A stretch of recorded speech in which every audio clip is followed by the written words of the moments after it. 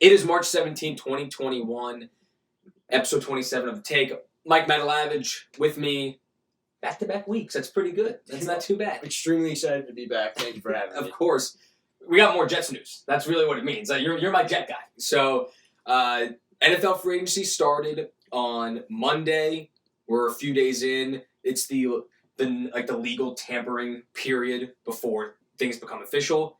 And if you go back to last week's segment that we had, you hit it nail on the head with Carl Lawson and the Jets getting their pass rusher. Yeah, I don't want to pat myself on the back too hard because I might tear my other shoulder, but I really saw this one coming from a mile away because I didn't see the Bengals picking him up at all.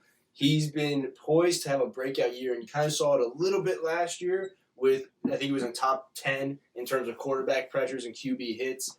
The sacks didn't translate. Yeah, 5, I think, right? 3.5 to 5, but the assist on the sack, something that doesn't really show up, but you see on film, you see a lot of that.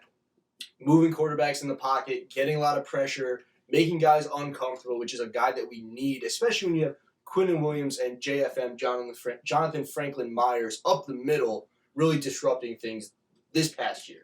I thought it was a great move. And I know it was him. Bengals actually, which I was surprised, made a pretty good effort to bring him back. When they didn't put the franchise tag on him, you kind of thought, okay, he's going to be a free agent and he's going to go somewhere else. But the Jets finally got a guy to pressure the quarterback, and it just seemed like forever since the Jets have had a guy like that.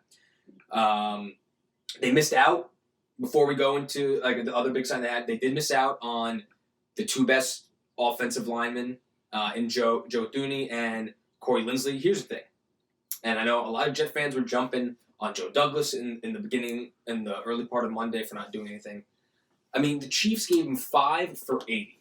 And at some point, you got to go, all right, even if the Jets could have matched that or exceeded, what situation is better for Joe? I mean, going to the AFC Championship, they're going to be a favorite every year, and to protect Patrick Mahomes. I mean, there's one scenario that kind of sums it all up is play with Patrick Mahomes or it's QB question mark. And if you're an offensive lineman, it's a big decision factor on who's going to be behind you. Patrick Mahomes versus maybe Sam Darnold, maybe Zach Wilson, maybe Justin Fields, maybe Deshaun Watson. You have no idea, and it completely changes the scheme, the way you're going to block, and all your different calls. I can't get mad at the Jets for making a run at it and just getting completely outclassed in terms of situation. Exactly. So I can't get mad at them for that. What I loved, and I thought it was a great move, is them bringing in Corey Davis, the Tennessee Titan receiver who was alongside A.J. Brown last year. He was Tannehill's number 2 weapon in the passing game. They gave him, 23 guaranteed? I thought it was closer to 27. Okay, you might be right. It's in that ballpark range. For a guy who had a really nice breakout year, almost amassed 1,000 yards. I think it was 980 with a handful of touchdowns in an offense that is Derrick Henry and is over 2,000 yards. So I think, and again, it's the biggest question mark. Whoever's throwing to Corey Davis, this is a guy that is primed for multiple 1,000-yard seasons going forward, I would hope. And he did that on the opposite side of A.J. Brown, who was having a stellar season himself. So it wasn't like Corey Davis was the number 1 target putting up these numbers. He was the number 2 target putting up these numbers. And hopefully will be the number 2 going forward because we hope Mims will slot into that number 1 spot. And just, going back to the Tennessee offense, being number 2 behind A.J. Brown, getting almost 1,000 yards, Tennessee was like bottom 5 in pass attempts. So the dude averaged 12 yards a catch last season. So, if you're averaging a first down for me on average every time you get the ball, I'm not going to complain about that. I think that, all right, Davis was your guy. You still have guys like Juju and Galladay. If I guess you're not picking at that crop, I think Davis was the next best bet. Again, they have money to play with. I don't see them getting another receiver at that top spot. I think that Crowder's has been a guy that I've loved since he's been in a Jets uniform. Mims, who, as a rookie started off hurt, but showed some great signs to be a possible star. I'm just really mad that the Patriots took both tight ends in Jonnu Smith and Hunter Henry. And that's the biggest thing. Bill Belichick is out for blood this offseason. They've spent $140 million in guaranteed money. The past 2 seasons, the Jets have spent over $120 each offseason. It's surmounted to absolutely nothing. Dog shit, 4 wins, 2 wins. And I think that's why you mentioned it earlier with the issues early Monday. The first 6.5, 7.5 hours where fans were basically calling for Joe Douglas to be fired because we heard nothing from reporters, we heard nothing from the team. And to make it even worse was that the Patriots signed like 7 or 8 players. The first 6 guys off the board. And big names too. I mean, you got guys, defensive tackles from the Dolphins, and you got wide receivers and a quarterback. And it just seemed like every position that they could have possibly went after, they went and got not only somebody, but somebody with a major upside. And it makes you really, really nervous as a Jet fan because you're finally rid of Tom Brady and the Patriots. And now here they come roaring back. And meanwhile, we're sitting there refreshing Twitter every 5 seconds. And it's the exact same tweet. Nothing has changed at all. And that was until 8:15 or whatever when Corey Davis signed. Right. And it was him and Lawson within like the hour. That was like 8 p.m., 9 p.m. The Patriots, I mean, they got franchise names.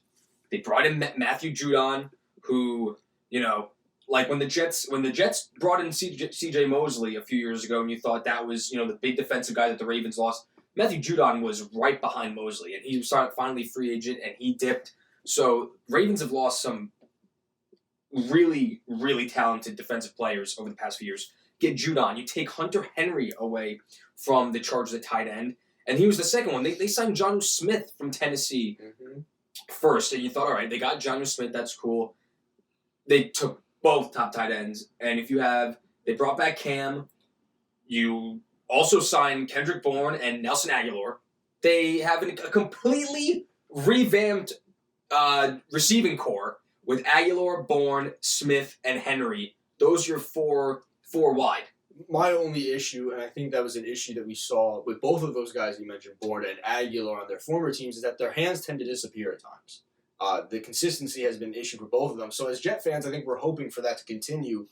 But honestly, it makes me really worried when the guy that they sign as their second wide receiver off the board in terms of free agent signings is a primarily red zone threat. I think they feel very comfortable in N'Keal Harry. I think that he's gotten a lot of hate. And I don't think the Patriots fall into that hate. I think Bill Belichick still believes in him, along with Nelson Aguilar, who we saw it in the Raiders game last year, Raiders-Jets, that he still pulls out some long bombs. He can still get down the field. So he had a great year last year for Vegas after a very disappointing year with Philly. Exactly. So I think it's that consistency that you're going to want to look for and key in on. But guys like Kendrick Bourne, who are more so specialized tools in the toolbox and not one in everything, I think makes me really worried because they had a lot of holes to fill, and if they feel comfortable going after a very specialized wide receiver for a decent amount of money, they must feel really good with who they have there. And as a Jet fan, that makes me worried. Yeah, and I think Aguilar got a lot of guaranteed money for who he is, and that's why I thought the Davis deal was very good. I think Corey Davis is well above Aguilar. I mean, last year Corey Davis was a top 10 receiver. Like he was like 10 or 9, in terms of ranks. But yeah, I mean, I think that this Patriots team could very well be competitive. I think Cam Newton was fantastic before he got COVID, and I really believe in the COVID fatigue for him. This dude in 4 weeks was putting up his MVP numbers like he did in Carolina, running the ball, running for 2 touchdowns a game. He never seemed comfortable. He got pressure. No one could catch the ball. It was Bird and Harry and and tight end like Izzo. There was just no names for him to give the ball to, or he was dumping it to James White. And James White's a free agent now too, so he might be gone. Yeah, I think the Patriots have done a lot to take the pressure off of Cam, and now it's going to be on Cam to turn the NFL's meme pages kind of reverse, because right now it's all kind of making fun of him. He needs to kind of get that away from that and show that he can still do it. On top of that, I think that the most impressive thing with the Jet signings has been the scheme fit. Corey Davis, play action pass, big guy, can block, can get down the field, can do crossing routes. And Carl Lawson, including even, and not to mention the Detroit linebacker that we mentioned earlier, Jared Davis, Davis, who a lot of people feel Detroit never used, and that Robert Saleh can really implement him well.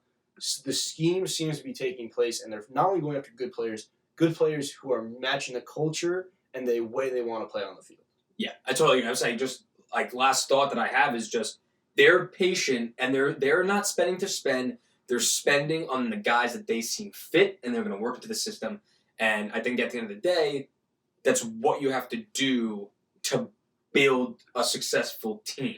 We're not spending to spend on these names. All right, we like Lawson and we like Davis. Those are our two guys. We're going to get those guys. They got those guys. And I think they feel very comfortable, and I think they're in a position where they can get maybe a corner, maybe get maybe an offensive lineman. And then after the next few days, they look at the draft and they go, where are we going to go with this? And I think we saw a little bit with Hardy Jr., who they signed, who was kind of a gunner, cornerback, special teamer. And They took him from the Saints, yeah. Yeah, they took him from the Saints. He's a big locker room guy, so I really like that signing. But I think the word we're going to use to describe the rest of this Jets offseason is going to be opportunistic. Who's there in 3 days that we're surprised isn't there and has a low market? That's who we're going to swoop in on. Who's sitting at 23 or 35 in the draft that shouldn't be? That's who we're going to swoop in on. Everything for the Jets is going to be the most bang for your buck. You have a lot of holes, and you got to fill them efficiently. Word of the day.